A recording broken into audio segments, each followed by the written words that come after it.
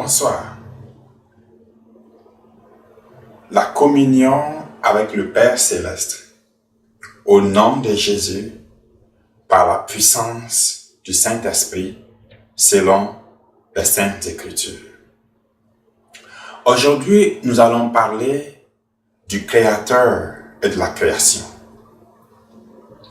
Dieu, le Créateur, qui a créé la création. Et parmi toute la création, la créature qui est la plus aimée de Dieu est l'être humain. Il a créé l'être humain, il a soufflé de son esprit en lui. Mais dans un premier temps, il est très important de remarquer une chose. Dieu est le Créateur et c'est lui qui a tout créé. Alors, il a créé l'être humain, il a créé un esprit humain. Et il a mis cet esprit humain dans un corps. Et dans un corps fait de terre. Et de la terre, il a formé un corps physique. Et il a créé un esprit humain. Il a mis cet esprit humain dans un corps humain. Et cet esprit, bien sûr, avec des émotions, avec des sentiments, avec une âme, bien sûr. Et Dieu a fait quelque chose de très, très, très important. Il a soufflé de son esprit dans l'esprit humain. Il a soufflé quelque chose de divin, quelque chose qui n'a pas été créé, quelque chose qui n'est pas une créature, quelque chose qui est intrinsèque à Dieu, quelque chose qui vient de Dieu, quelque chose qui est de la nature de Dieu, quelque chose qui n'est pas une créature, mais qui est une substance qui émane de Dieu lui-même. Il a soufflé de cela dans l'esprit humain créé. Dieu a mis de son esprit dans l'esprit créé humain. Très important. Il a donné à l'être humain une capacité divine, une capacité surnaturelle, une capacité qui vient de lui Dieu, une chose qui n'a pas été créée. Il a mis cela en être humain.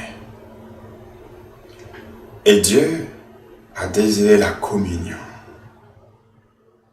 Et lorsque cette créature demeure en communion avec Dieu, il y a ce renouvellement et cette transformation qui s'opère dans la créature.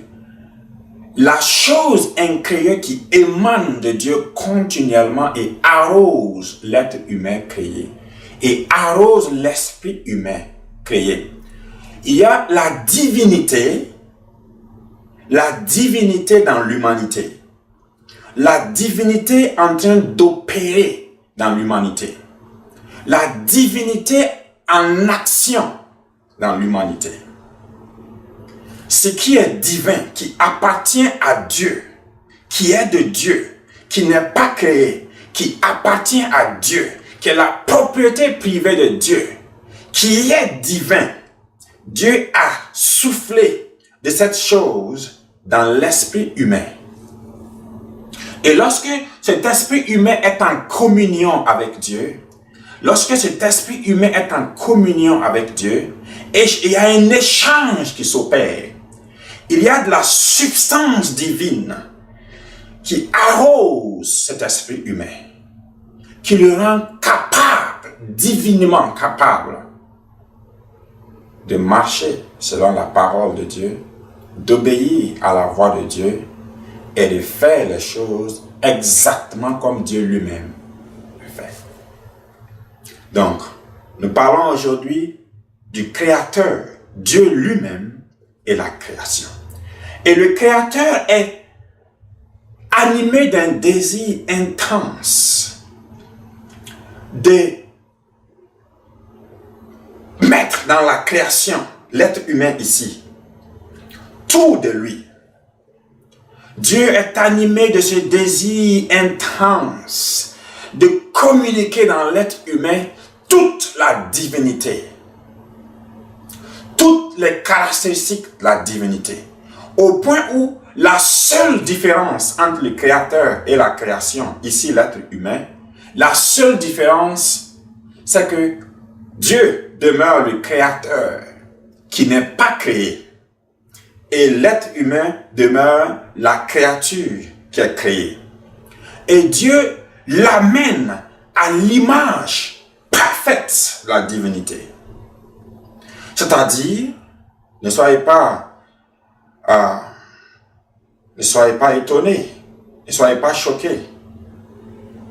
C'est-à-dire, Dieu, toute la divinité, toutes les caractéristiques de la divinité, il habille, il remplit l'être humain et l'habille de toutes ces caractéristiques.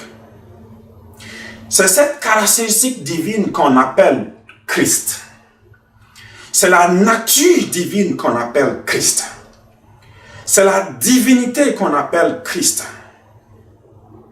Et c'est cette nature divine qui est impactée à l'intérieur du croyant. Et ce croyant, la gloire de Dieu qui remplit le croyant, la vie divine qui est à l'intérieur du croyant, la justice de Dieu qui est donnée au croyant, la paix de Dieu qui est donnée au croyant, le caractère de Dieu qui est donné au croyant, la sagesse divine qui est donnée au croyant. Retenez bien que toutes ces choses appartiennent à Dieu et ne sont pas créées. Je ne parle pas d'une création. Je ne parle pas d'une créature. Je parle des choses qui émanent de Dieu. Des choses qui sont éternelles à Dieu. Qui n'ont pas de début ni de fin. Et ces choses qui sont données à l'être humain.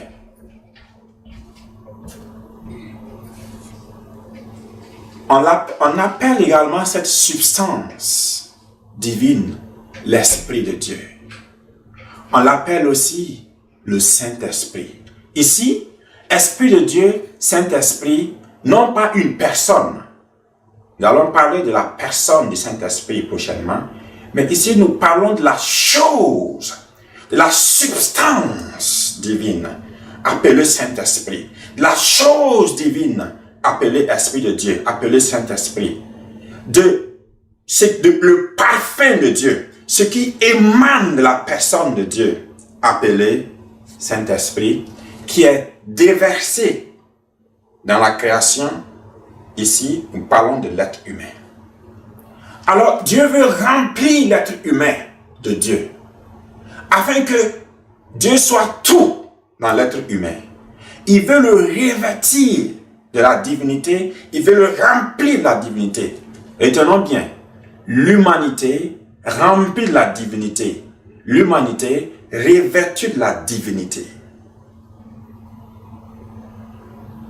Dieu a un plan merveilleux pour l'être humain. Il veut que l'homme soit, il a créé l'homme à l'image. Nous pourrons lire cela depuis le commencement, dans ces plans merveilleux de Dieu. Ces plans merveilleux de Dieu. Genèse chapitre 1, verset 26. Dieu dit, faisons l'homme à notre image, selon notre ressemblance. Faisons l'homme à notre image, selon notre ressemblance. Il a créé l'esprit humain à l'image de l'Esprit de Dieu. Il a créé l'esprit humain à l'image de l'Esprit de Dieu. On dit une image. Il a créé l'esprit humain à l'image de l'Esprit de Dieu. Et dans cette créature, il a mis quelque chose dans cet esprit humain qui n'est pas créé. C'est là que je dis, l'Esprit de Dieu maintenant, la substance divine, le Saint-Esprit, la substance divine, Je souligne encore, je ne parle pas du Saint-Esprit en tant que personne. Je ne parle pas du Saint-Esprit en tant que personne. Je parle du Saint-Esprit ici en tant que chose divine qui émane de Dieu. Alors, Dieu le libère dans l'être humain. Ça appartient à Dieu. C'est divin. Il le libère dans l'être humain. Bien-aimé, ce processus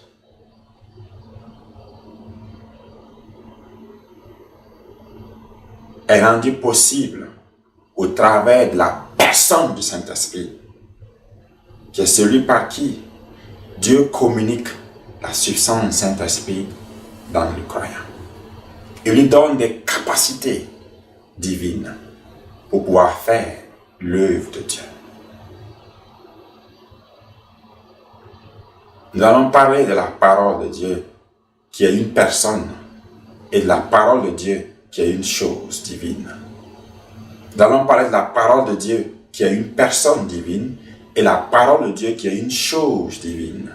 Nous allons parler du Saint-Esprit qui est une personne divine et du Saint-Esprit qui est une chose divine. Nous allons parler du Père. Donc, ta vie ne sera plus jamais la même. Plus jamais. Plus jamais. Plus jamais. Bien-aimé, celui qui s'attache à Dieu, celui qui s'attache à l'Esprit de Dieu devient avec lui un seul esprit. Et il y a un échange. Il y a un échange qui s'opère. Il y a du transfert qui s'est fait de Dieu dans l'être humain. Il y a du transfert du divin dans l'humain. Prions. Père, à toi la gloire, à toi la louange. Merci pour ta parole, Jésus. Merci pour ton esprit, le Saint-Esprit. Merci pour ce qui émane de toi.